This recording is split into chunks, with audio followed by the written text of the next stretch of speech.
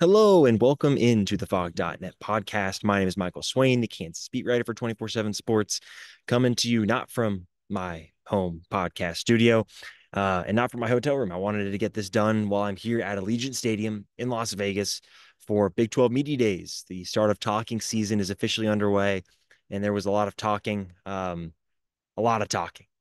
the last 2 days. And for KU, it was a busy Wednesday. Players got here about 8:30 this morning. I'm starting recording this just before 4 p.m. They've just left to head back to Lawrence for tonight. What a day. I mean, I think I heard a lot from, KU, I think general Big 12 coaches. And I think it's interesting you compare today and what this looks like to this time last year. First and foremost, Lance Leipold had a lot to say, a lot of questions. People are interested in what Lance Leipold has to say about the broader landscape of college sports as things continue to change. I thought that was an interesting thing when you compare it to 3 years ago when KU wasn't even here. And then in 2022, when there are four people here asking him questions. And last year, there were some more. And then this year, I didn't take a photo of it, but I mean, there were people around his table the entire time during the breakout session, during the press conference. He went on for a long time. People are interested in the Kansas football program. I just think it's a very interesting way to look at this through when national people are here, people that don't see KU every time. I think it's just an interesting, backdrop for a day like this. And there's a lot we can talk about today, and we're going to talk about a lot. I'll have a notebook up for VIP subscribers, kind of going through everything that I thought was really interesting. We're not going to cover it all here because we'd be here for a long time, and I don't want to keep you here for a long time. Let's try and keep this one a little bit shorter. So we can start with Lance Leipold. And right now, there are a lot of expectations for Kansas football. You know that, I know that. And Lance Leipold was asked about that frequently, whether it be the trajectory of the program, how things have changed since he was hired in the spring of 2021, or how KU is going to approach, what are we in July? So the next 5 months. And I think it's really interesting that we are still hearing the same things from Lance Leipold while still having the broader picture in mind, right? I think Leipold in years past has been hesitant to get too out in front of his skis and say we've made it or the program's in an awesome spot. It was very much, well, we've not made it anywhere yet. And while that is still the tone here, there is some recognition how far Kansas has come. And in part because of the guys who were sitting right where I'm sitting right now, an hour ago, right? Jalen Daniels, Devin Neal, Jeremy Robinson, Mello Dotson, guys that have been very important for Kansas in reaching this point. And I thought it was very interesting that collectively, everyone is on the same page about their goals. They want to be playing in Arlington in December, and they want to be playing for the college football playoff spot. But they're not getting out in front of themselves and saying, we're going to make it. It's, hey, we have the talent to make it that far. Whether we make it that far is going to be very dependent on how we handle ourselves right now. And between the end of the last 3 weeks of these summer workouts into preseason camp and then into the season and how we handle ourselves every single week. And so I think it's just interesting because, you know, I've covered other teams that had those big goals and talked about the big goals and fell flat. And I think it's just a different approach, at least that I'm hearing at this point in time, than, I heard in Iowa State in 2021 when they returned to everybody and fell flat on their face. So I think that's a spot now where Kansas is in a healthy position because everyone knows what it's going to take for Kansas to get to the Big 12 title game. And it's going to start with Jalen Daniels and his health. And that was by far the most covered topic here at Big 12 Media Days today, at least you're on Kansas. Lance Leipold got questions about it on the ESPN set. He got questions about it at the podium. He got questions about it during his little breakout session off the back of the podium. He got asked about it again, sitting right where I'm sitting right now.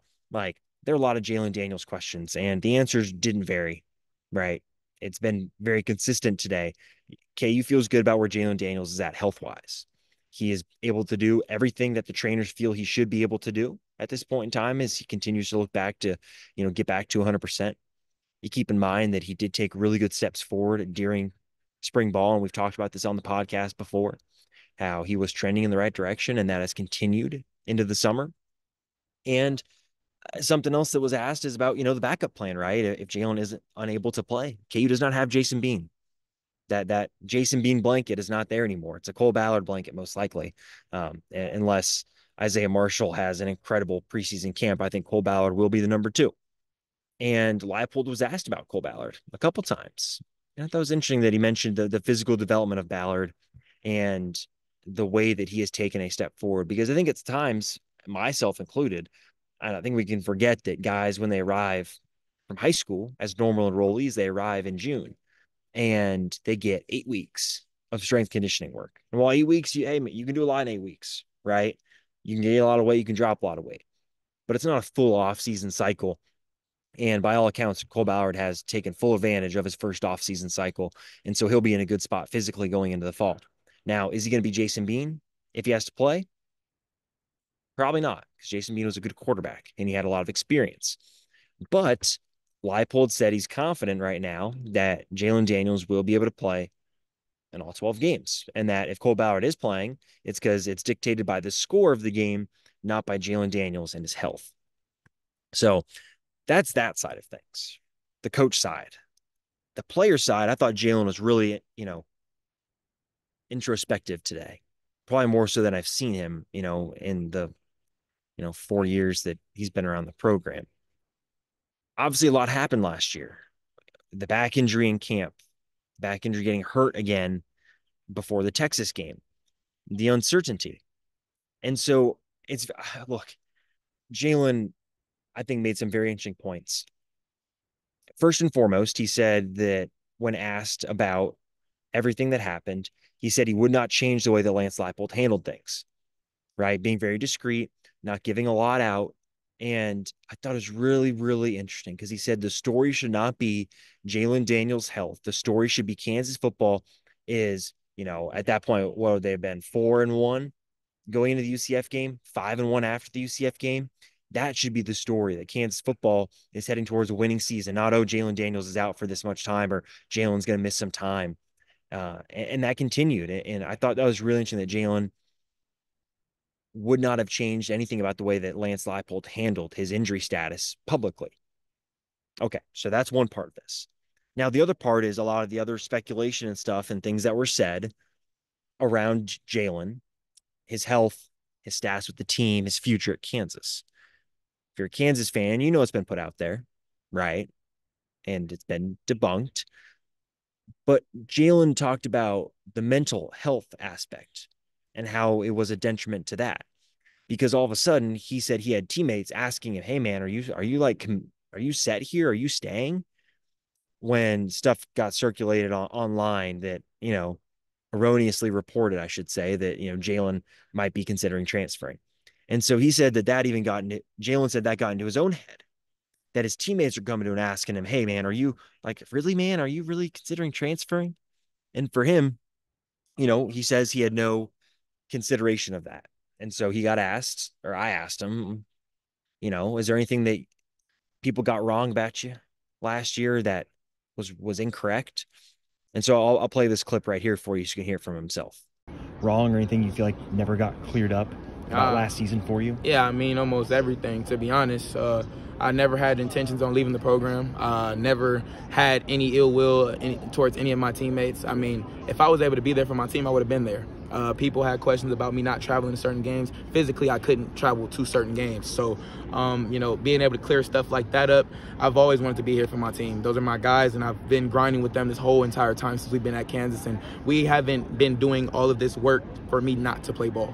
So, I mean, yeah, I've always said, I didn't go to college football to not play college football. Nobody goes through all of the off-season workouts, all the off-season meetings and everything that you have to go to on Saturday when you're finally doing everything that you did to play to not play the game. So I thought that was really interesting and maybe one of the better answers I've heard Jalen Daniels give to any question. Because you could hear, I think, in his voice, how much that impacted him and also how serious he is. When he was sitting over to my right, someone came back and asked him, "Did you ever think about quitting Kansas?" And that was probably the most peeved I saw Jalen all day. He kind of said the same thing he said in that answer I just played, where he's like, "No, I never debated quitting Kansas, never debated leaving the program. And so that's interesting. And I think we can now put this to bed. Like I'm done asking about it last year, right? I think Jalen very clearly wants to put that in the past. He's willing to talk about it today, but I got the feeling that he's ready to put that in the past and start looking ahead to next season. And I will give Jalen credit. He did a lot of interviews today. He came over and talked to us for about 10 minutes. And then after that, if you walked around, what I'm looking right now, which is all the radio stations and the national people doing their interviews, Jalen did everything. If you wanted Jalen for a couple minutes to ask some questions, Jalen was doing the interview. And so I think you got to give him credit for that, for answering the music. So that's interesting. All right, we can move on from that. What else stood out? Well, for Devin Neal, you know, he's a motivated guy now. Being left off the All Big 12 preseason team has left some motivation for him going into the year. Uh, he's confident. I thought it was interesting talking to him about grass, playing on grass, how much he is looking forward to that actually, because of how much turf hurts his knees when he plays. I think that's something I'll be writing about a little bit later this summer, is the impact that KU playing on grass will have on some of these players and how it might actually help them be more fresh throughout the course of a season, because turf is hard on your limbs. Um, I thought that was quite interesting. In terms of the broader program, Lance Leipold talked about Bryce Foster. He will do track at Kansas. He will be able to split time. Obviously, if Bryce is the Texas A&M transfer who KU got, he will compete for the starting center job. He'll do both. KU practices in the morning, track practices in the afternoon. So there is a world in which he can do both. Leipold said he expects him to split time. It's also interesting that you think about Bryce Foster. He's got 2 years left. That's where the mindset is right now. It's not a 1 year rental for Bryce Foster. It's he'll be in Kansas for 2 seasons. And that's huge for KU if you think about next offseason, right? When KU right now is set to lose Michael Ford and Bryce Cable do after this season. And if you can return your center, a guard in Kobe Baines, and then potentially Logan Brown if he gets a medical red shirt, it's pretty positive. So uh, I thought that was interesting. Leighton Cure from Fort Hays State. Leipold spoke highly of Leighton and the role he could end up having. It sounds like he's impressed in some of the workouts with Matt Gildersleeve. Uh, and so that was interesting as well. I think broadly with this team, you can see a mindset shift to being business oriented. You remember this time last year, Jalen Daniels showed up with his chain that got everyone talking on social media, and right, it had the Apple Watch with all that. And this time it's much different, right? Jeremy Robinson was the only guy that had color in his suit. Everyone else was rocking all black suits with the white shirt. And the guys were saying that it's because it's business and it's business time for KU. And so they're going to have to take that approach into the season and into fall camp. And it's crazy to look at the calendar right now and see that we're 20 days away from the start of preseason camp. It may not be the most exciting one. A lot of players back, you know, there's going to be a couple spots here and there to be won, but generally this is the type of preseason camp that should be a little bit smoother for KU. And I thought that Lance Leipold had some interesting comments about camp where he felt that last year's training camp was the best one they've had. And so it sounds like they're going to follow a very similar pathway this season. Uh, it's interesting. They also start tweaking things throughout the course of camp. So they have a schedule going in. Things can also be tweaked. That's something that we're going to have to continue to track, right? Health probably will play a bit of a role in that, how healthy KU can keep guys. What else stood out? Leipold talked a little bit about recruiting high school. Obviously, high school wide receiver is a position that KU is still working on. He made the point that KU can't go get 5 high school wide receivers. They're going to have to go to the portal next fall. That's where NIL is going to come in. And he also mentioned that they had to talk to the wide receivers about staying at Kansas, kind of putting more credence to the idea that, or credit to the idea that they may have debated leaving after last season, and that, they had 5 and they know that, they're not going to be the number one guy that gets all the reps, but they enjoy being around each other. They enjoy being with the program and they want to see things out. And that I think goes back to the culture and the program, which is, something that I think Leipold is talked a lot about today. And in settings like this, he gets asked about it a lot, because I think from the outside perspective, you look at Kansas and say, well, why haven't they lost more players to the portal? Or why haven't more guys jump ship? And Leipold said a big reason is because of the culture, and the guys enjoy being around each other, and they enjoy the camaraderie around the team. They're friends with other guys outside of their position group. They're friends with the guys in their position group. And that's one of the reasons why KU has been able to keep this roster together. And now they're in the position where they can compete for a Big 12 title. That is 100% on the table. It's going to come down to the health of Jalen Daniels, the improvement of some spots on defense, and things like that. Now, a couple other notes from players. Obviously, EA Sports College Football is coming out pretty soon. The players did get to play that today. They said it's fun. Jeremy Robinson said it's not like Madden. So for any video game fanatics who have played Madden and hoping this game's not like Madden, at least Jeremy's saying that it's not going to be like that. The top 100 list was released earlier today. Devin Neal is the highest rated Jayhawk. He's in like the 40s, I want to say, in the game overall. And then there's Kobe Bryant and Jalen Daniels. Those two have 90 ratings in the game. Jalen said he's happy with the way he looks in the game, his skill set. Devin Neal said he needs more strength in the game. I thought that was very interesting. So just some, these guys are excited about it. And I don't know how you could not be, right. It's pretty cool to think about for some of these guys that grew up enjoying playing the game to now have the ability to go and play it themselves. It's pretty cool. So I think that's what I've got. Didn't want to keep you guys for too long here. 12, 13, 14 minutes, nothing too crazy. Thanks as always for listening. We'll have another podcast here in the near future. Now that we're back in football season, we'll try and have these a little bit more frequently now. Keep you guys in the loop with everything going on with KU, football, basketball, recruiting, all that good stuff. If you're watching this on YouTube, thanks for watching. Apologies for the terrible lighting that makes me look terrible and for the terrible background. We'll be back in our home studio next week. And make sure you're liking the videos, subscribing to the channel. Go look and see the video we got with Jalen Daniels, the video of Lance Leipold off to the side. And if you listen on the podcast platform of your choice, we appreciate you listening.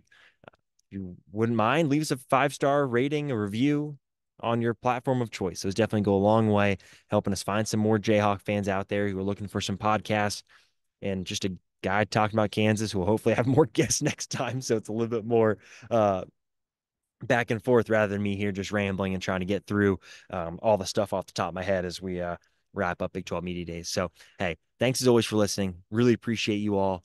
And we'll talk to y'all again soon.